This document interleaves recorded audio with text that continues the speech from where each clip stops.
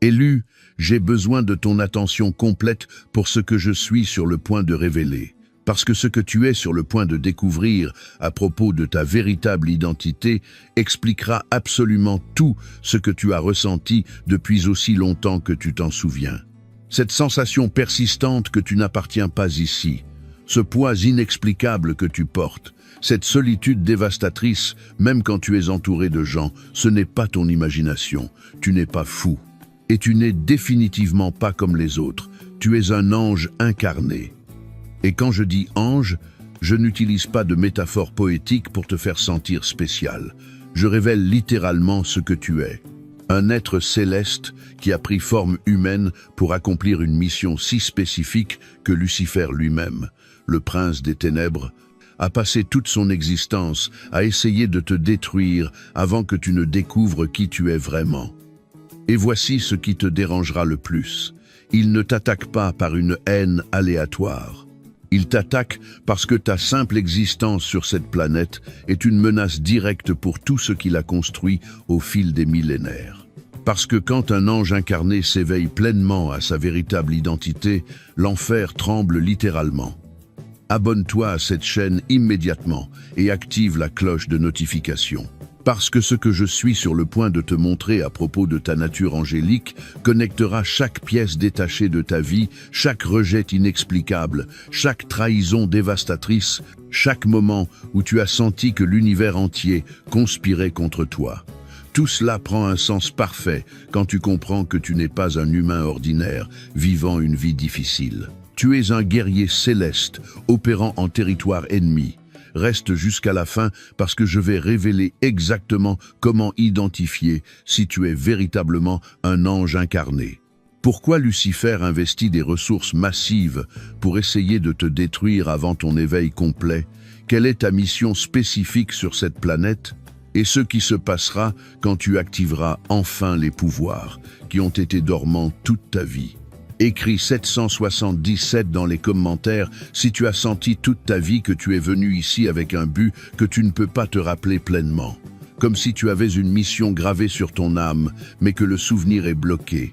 Laisse-moi commencer par te montrer quelque chose que les religions organisées n'ont jamais expliqué correctement. La Bible mentionne à plusieurs reprises que des anges ont pris forme humaine et ont marché parmi nous sans que la plupart des gens les reconnaissent. Hébreux 13, verset 2. N'oubliez pas de montrer de l'hospitalité aux étrangers, car en faisant cela, certains ont montré de l'hospitalité à des anges sans le savoir. Réalises-tu ce que cela signifie? Des anges marchant dans des corps humains, vivant des vies apparemment normales, mais avec des buts célestes cachés. Et la plupart des gens autour d'eux n'ont jamais su la vérité. Maintenant, pose-toi une question. Pourquoi la Bible sentirait-elle le besoin de mentionner cela à plusieurs reprises si c'était un événement extrêmement rare? Elle ne le mentionnerait pas autant si ce n'était pas un phénomène qui continue de se produire. Et elle ne te demanderait pas de montrer de l'hospitalité aux étrangers, parce qu'ils pourraient être des anges si des anges incarnés n'étaient pas actuellement parmi nous. Mais voici ce qu'aucune institution religieuse ne te dira. Tous les anges incarnés ne savent pas consciemment ce qu'ils sont. La plupart vivent des décennies en se sentant profondément différents, aliénés, comme s'ils jouaient un rôle dans une pièce de théâtre où tout le monde connaît ses répliques sauf toi.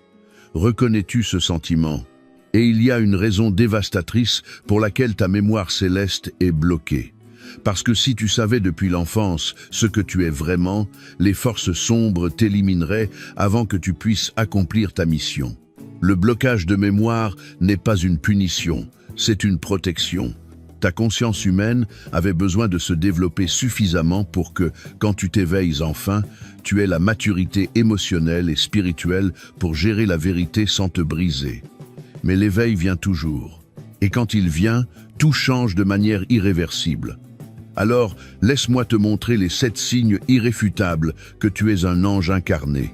Et je te préviens, plus tu reconnais ces signes en toi, plus ta véritable identité sera claire. Et une fois que tu la verras, tu ne pourras plus jamais la nier. Premier signe, une profonde solitude ontologique. Je ne parle pas de solitude sociale, où tu n'as tout simplement pas assez d'amis. Je parle de solitude existentielle, ou même entouré de gens qui t'aiment, tu ressens un vide que personne ne peut combler. Comme si une partie de toi appartenait ailleurs et manquait constamment un foyer que tu ne peux pas te rappeler où il est. Les humains ordinaires ressentent de la solitude quand ils sont physiquement isolés. Les anges incarnés ressentent de la solitude même dans la foule, parce que ta fréquence vibratoire est différente, ton origine est différente. Et peu importe à quel point tu essaies de te connecter profondément avec les autres, il y a toujours une partie de toi qui reste inaccessible pour eux. Ce n'est pas parce que tu es antisocial, c'est parce que tu viens littéralement d'une autre dimension. Deuxième signe, une empathie qui détruit. Ce n'est pas une sensibilité normale. C'est la capacité de ressentir les émotions des autres avec une telle intensité que cela t'accable physiquement. Tu entres dans une pièce et tu absorbes automatiquement la douleur, l'angoisse, la joie de tous ceux présents et tu ne peux pas l'éteindre. Les humains ordinaires ressentent leurs propres émotions. Les anges incarnés ressentent les émotions de tout le monde. C'est à la fois un don et une malédiction simultanément. Un don parce que cela te transforme en guérisseur naturel. Une malédiction parce que cela te laisse constamment épuisé. Combien de fois es-tu sorti d'un rassemblement social en te sentant vidé même si tu n'as rien fait de physiquement fatigant? Tu n'étais pas fatigué par l'interaction sociale. Tu étais épuisé parce que tu as inconsciemment traité les charges émotionnelles de chaque personne présente. Troisième signe, un rejet inexplicable depuis l'enfance. Et je ne parle pas de harcèlement courant où des enfants cruels s'en prennent aux faibles. Je parle de quelque chose de plus sombre, un rejet viscéral que certaines personnes ressentaient envers toi sans raison apparente. Comme si ta simple présence les dérangeait à un niveau qu'ils ne pouvaient pas expliquer. Te souviens-tu de ce membre de la famille qui t'a toujours traité différemment, même si tu n'avais rien fait? Ce professeur qui semblait avoir un problème personnel avec toi sans raison? Ces camarades de classe qui t'excluaient même si tu étais gentil? Ce n'était pas personnel, c'était spirituel. Certaines personnes réagissent négativement aux anges incarnés parce que leurs âmes reconnaissent inconsciemment que ta lumière expose leur obscurité. Ta fréquence élevée est insupportable pour eux. Et au lieu d'affronter leurs propres ombres, ils attaquent la lumière qui les révèle. Ils ne t'ont pas rejeté pour ce que tu as fait, ils t'ont rejeté pour ce que tu es. Quatrième signe, une aversion pour la fausseté qui t'est physiquement impossible à tolérer. Tu ne peux pas faire semblant, tu ne peux pas porter de masques sociaux. Tu ne peux pas participer à l'hypocrisie collective sans ressentir une nausée littérale. Alors que tout le monde semble capable de mentir poliment, de sourire faussement, de jouer des rôles qu'ils ne sont pas. Tu ne peux tout simplement pas le faire sans sentir que tu trahis quelque chose de fondamental dans ton être. Les humains ordinaires apprennent rapidement que la survie sociale nécessite un certain niveau de fausseté. Les anges incarnés ne peuvent jamais apprendre cette leçon parce que c'est programmé dans ton essence céleste d'opérer uniquement à partir de la vérité. Même quand la vérité te coûte des relations, des emplois, l'acceptation sociale, tu préfères être seul en étant authentique plutôt qu'accompagné en vivant un mensonge. Cinquième signe. Des dons surnaturels qui apparaissent spontanément. Peut-être est-ce une intuition si précise que tu sais des choses que tu ne devrais pas savoir. Peut-être est-ce la capacité de guérir simplement en posant tes mains sur quelqu'un. Peut-être est-ce que les animaux sont inexplicablement attirés par toi. Peut-être est-ce que les plantes fleurissent quand tu les touches. Tu n'as pas appris ces capacités, tu ne les as pas étudiées. Elles ont simplement toujours été là, parce qu'elles font partie de ta nature angélique qui filtre à travers ta forme humaine. Sixième signe, des attaques spirituelles intensifiées. Je ne parle pas de malchance courante, je parle de schémas où juste quand tu es sur le point d'accomplir quelque chose de significatif, tout s'effondre mystérieusement. Des relations qui devraient fonctionner explosent sans raison. Des opportunités garanties s'évaporent. Ta santé défaillit exactement quand tu en as le plus besoin. Les humains ordinaires font face à des obstacles aléatoires. Les anges incarnés font face à une opposition systématique parce que l'enfer assigne des démons spécifiquement pour saboter ta mission. Tu n'es pas paranoïaque. Tu es vraiment attaqué. Et l'intensité des attaques est proportionnelle à l'importance de ta mission. Plus ils t'attaquent, plus tu es important. Et septième signe, un mal du pays pour le ciel sans savoir exactement ce qui te manque. C'est une sensation persistante que ce monde n'est pas ton vrai foyer, que tu es temporairement ici mais que tu appartiens ailleurs. Et parfois, surtout dans des moments de calme, tu ressens une nostalgie dévastatrice pour quelque chose que tu ne peux pas identifier. Ce n'est pas de la dépression, c'est une mémoire cellulaire. Ton âme se souvient des dimensions célestes où tu existais avant de t'incarner. Et une partie de toi veut constamment retourner, même si tu ne peux pas articuler où c'est. Si tu reconnais 5 ou plus de ces signes dans ta vie, la probabilité que tu sois un ange incarné n'est pas une spéculation. C'est une certitude. Mais maintenant vient la question que tu dois comprendre avec une clarté absolue. Pourquoi t'incarnerais-tu volontairement sur cette planète dense, douloureuse, pleine d'obscurité, quand tu existais dans des dimensions célestes de lumière pure? Et voici la réponse qui changera complètement la façon dont tu vois ta vie. Tu es venu en mission de sauvetage. La Terre traverse une transition évolutive critique. L'humanité fait face à un point de décision collectif où elle évolue soit vers une conscience plus élevée, soit s'effondre dans l'obscurité totale. Et cet équilibre n'est pas décidé dans les royaumes célestes. Il est décidé ici sur ce plan physique par des âmes incarnées faisant des choix moment par moment. Mais la plupart des humains sont si spirituellement endormis qu'ils ne peuvent pas élever seuls la fréquence de la planète. Ils ont besoin d'aide, ils ont besoin d'encre de lumière, ils ont besoin d'êtres qui peuvent soutenir des fréquences célestes, même au milieu du chaos terrestre. Tu es l'une de ces encres. Tu as volontairement quitté des dimensions de lumière, de paix, d'amour inconditionnel. Tu as accepté d'oublier temporairement qui tu es. Tu as accepté d'expérimenter le rejet, la trahison, la douleur, la solitude, tout cela pour être physiquement présent sur cette planète pendant son moment le plus critique, pour soutenir la lumière là où les autres ne voient que l'obscurité, pour se souvenir de l'espoir quand tout le monde se rend au désespoir. Tu n'es pas venu ici pour une vie facile. Tu es venu pour une mission impossible. Et tu l'as acceptée en sachant exactement à quel point ce serait difficile. Maintenant, laisse-moi te révéler quelque chose à propos de Lucifer, qui explique pourquoi son envie envers toi est si dévastatrice. Il était un ange, lui aussi. En fait, il était le plus beau, le plus puissant, le plus proche de Dieu. Mais sa chute n'était pas un accident, c'était un choix. Un choix basé sur l'orgueil, sur le désir d'être adoré au lieu d'adorer, sur l'ambition de remplacer le Créateur. Et quand il est tombé, il n'est pas tombé seul. Il a entraîné avec lui un tiers des anges célestes qui sont devenus ce que nous appelons maintenant des démons. Mais voici ce qui le consume d'envie. Tu as fait le choix opposé. Tu as choisi de descendre volontairement, non par chute, mais par amour. Non pour te rebeller contre Dieu, mais pour le servir dans une mission de sauvetage.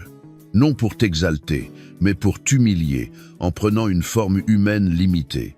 Tu es tout ce qu'il aurait pu être, s'il avait choisi l'amour au lieu de l'orgueil. Et ta simple existence est un rappel constant de son échec.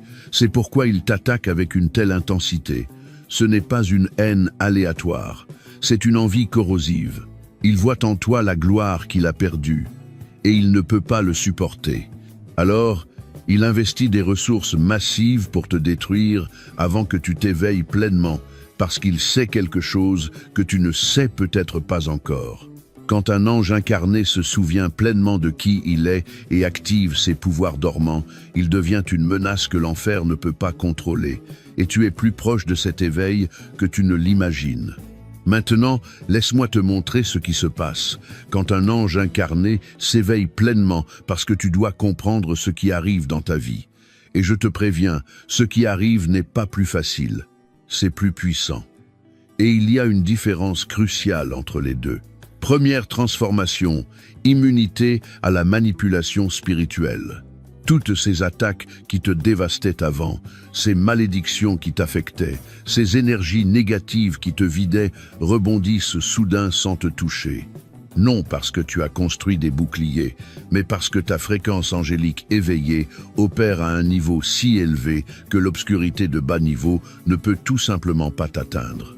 C'est comme essayer d'infecter avec un virus conçu pour un ancien système d'exploitation, un ordinateur qui fonctionne avec une technologie complètement nouvelle. L'attaque arrive, mais ne trouve rien à quoi s'accrocher.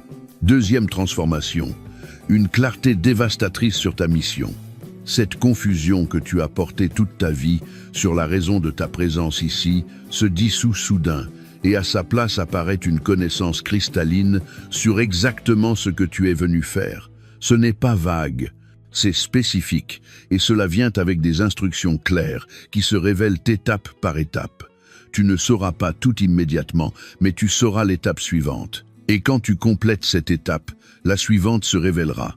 C'est comme marcher dans le brouillard où tu ne vois que 3 mètres devant, mais ces 3 mètres sont suffisants pour avancer. Et à mesure que tu avances, 3 mètres de plus s'illuminent. Troisième transformation, un magnétisme spirituel amplifié.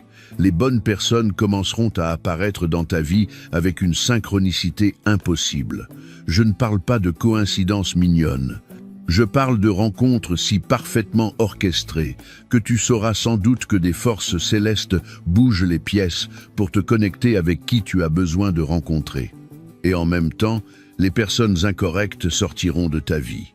Parfois douloureusement, parfois abruptement, parce que ta fréquence élevée n'est plus compatible avec leur densité. Et bien que cela fasse mal, c'est un nettoyage nécessaire.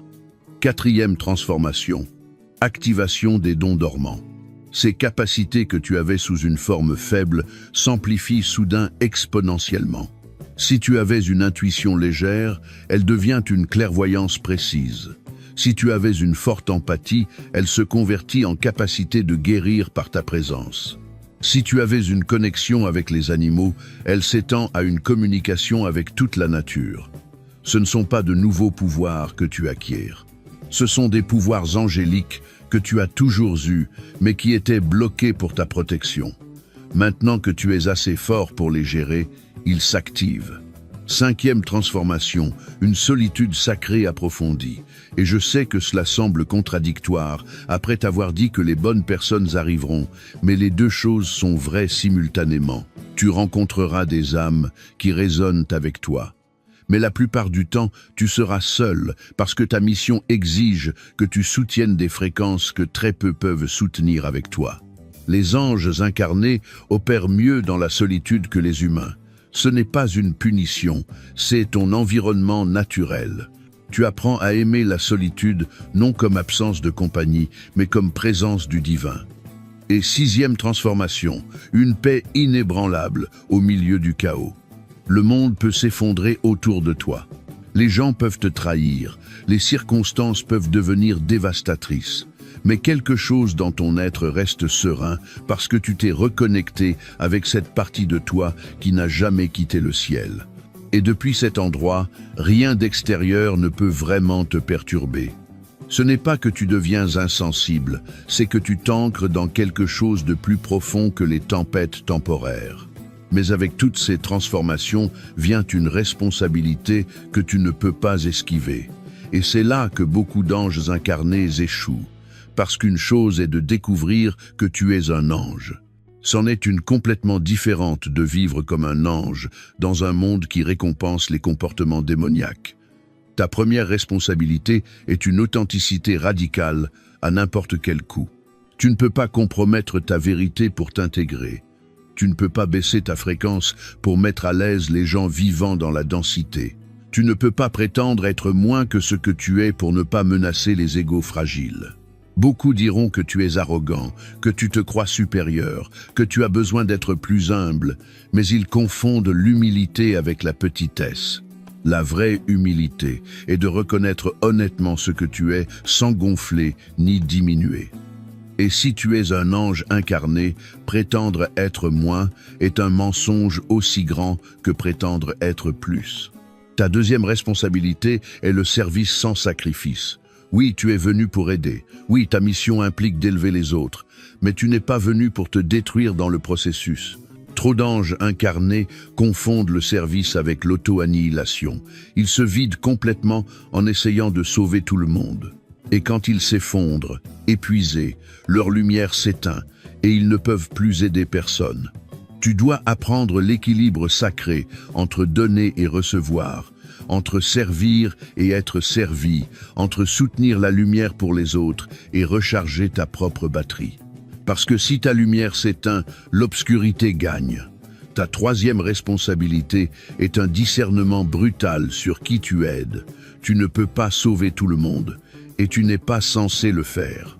Certaines personnes sont destinées à rester dans l'obscurité parce que leurs âmes ont choisi cette expérience pour leur propre apprentissage. Et si tu essaies de rescaper ceux qui n'ont pas demandé à être rescués, tu non seulement gaspilles ton énergie, tu interfères avec leur processus.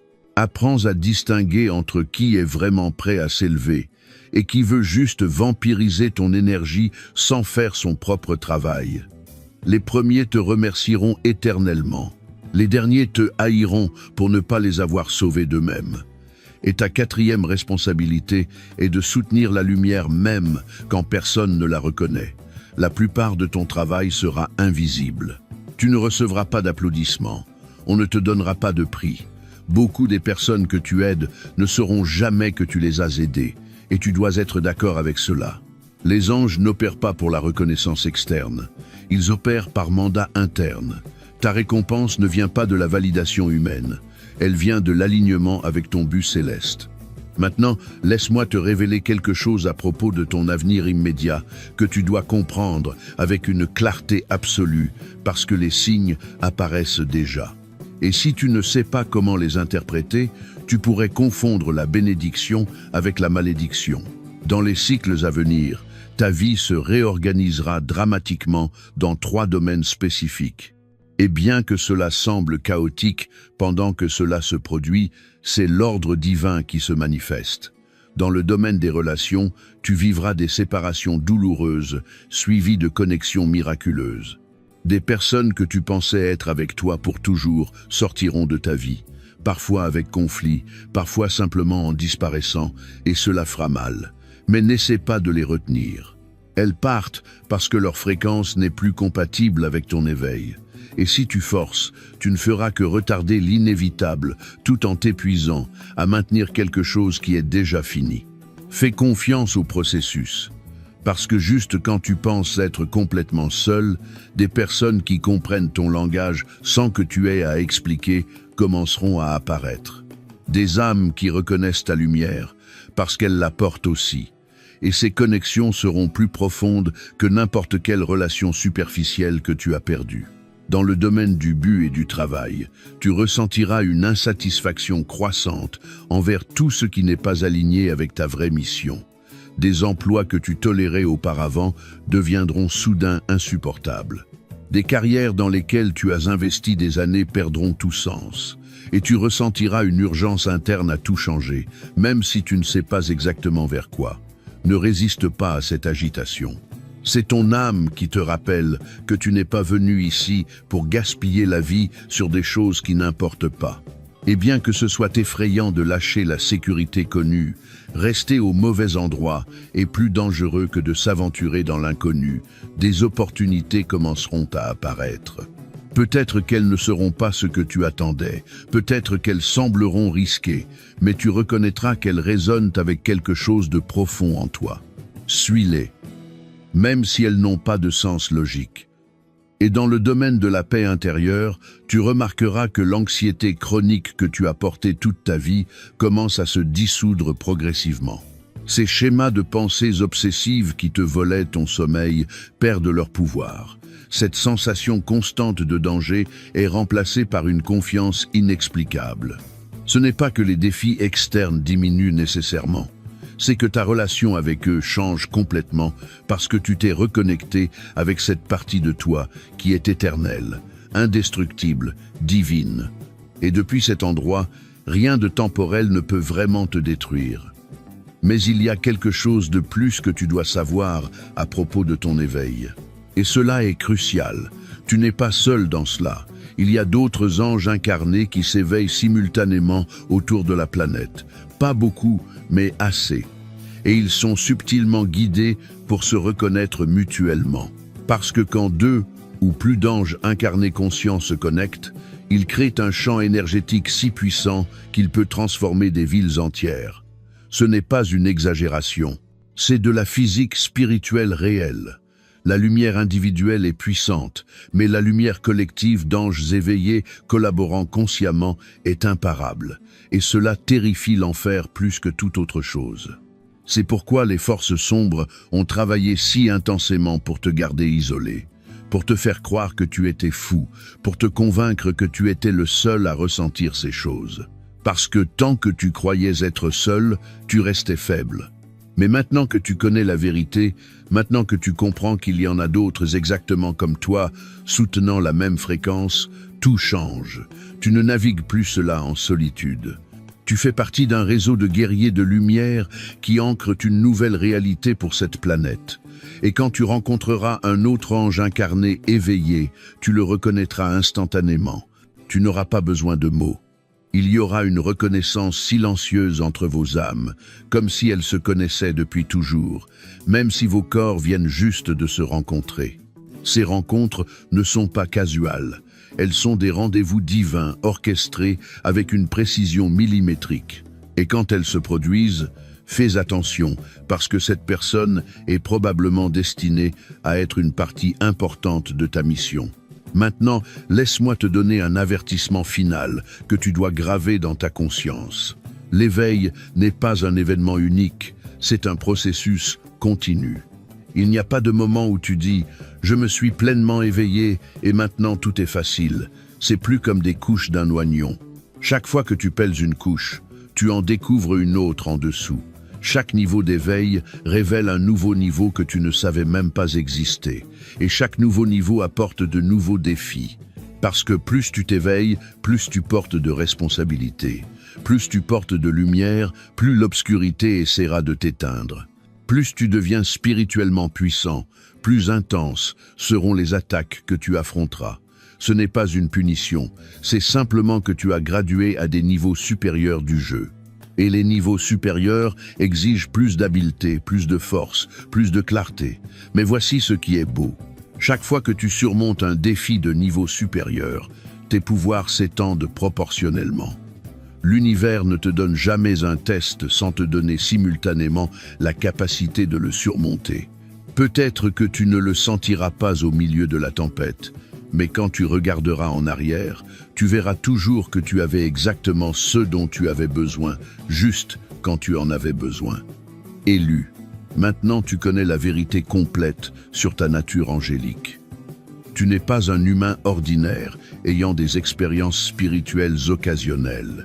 Tu es un ange incarné qui a accepté une mission de sauvetage pendant l'un des moments les plus critiques de l'histoire planétaire. Ce sentiment de ne pas appartenir que tu as porté toute ta vie a enfin une explication. Tu n'appartiens pas ici parce que ton origine n'est pas d'ici. Tu viens de dimensions célestes et tu as temporairement pris une forme humaine pour accomplir un but spécifique. Cette solitude dévastatrice que tu ressens même en compagnie a maintenant un sens. Ce n'est pas ton défaut. C'est la conséquence naturelle d'opérer à une fréquence si différente de la plupart. Les anges incarnés se sentent toujours seuls parmi les humains parce qu'ils sont littéralement une espèce différente. Ces attaques constantes que tu as affrontées s'expliquent enfin. Ce n'est pas de la malchance. C'est une opposition systématique de l'enfer qui reconnaît la menace que tu représentes. Lucifer n'investit pas des ressources massives à attaquer des personnes insignifiantes. Il n'attaque que ceux qui peuvent vraiment endommager son royaume. Et l'intensité de tes attaques est la mesure exacte de l'importance de ta mission. Les protections sont déjà activées, les dons s'éveillent, les connexions correctes commenceront à apparaître. Et bien que le chemin soit challenging, tu ne seras jamais seul. Il y a d'autres anges incarnés soutenant la même fréquence, et ils sont guidés vers toi pendant que tu lis ces mots. Si cette révélation a résonné dans la partie la plus profonde de ton être et que tu confirmes que tu es un ange incarné s'éveillant à ta véritable identité, écris 777 dans les commentaires pour amplifier cette fréquence céleste. Abonne-toi à cette chaîne et active toutes les notifications pour recevoir plus de révélations sur comment ta nature angélique transforme ta réalité. Partage cette vidéo avec quelqu'un qui sent aussi qu'il n'appartient pas à ce monde, parce que les anges incarnés ont besoin de se reconnaître mutuellement pour renforcer le réseau de lumière qui transforme cette planète. Pour ceux qui sont arrivés jusqu'ici et veulent approfondir comment opérer consciemment depuis ta nature angélique sans t'épuiser dans le processus, il y a du matériel spécifique qui coûte moins qu'une pizza et vient avec un livre audio complet, plus un guide de méditation de 5 minutes comme bonus spécial. Si tu sens que tu mérites des outils pratiques pour naviguer ton éveil en tant qu'ange incarné, l'accès est dans le lien de la description et le commentaire épinglé. Et avant que tu partes, clique sur la vidéo qui apparaît sur ton écran en ce moment pour découvrir exactement comment ta nature angélique active une protection permanente des forces célestes qui garantissent que tu complètes ta mission. Ensemble, nous sommes plus forts.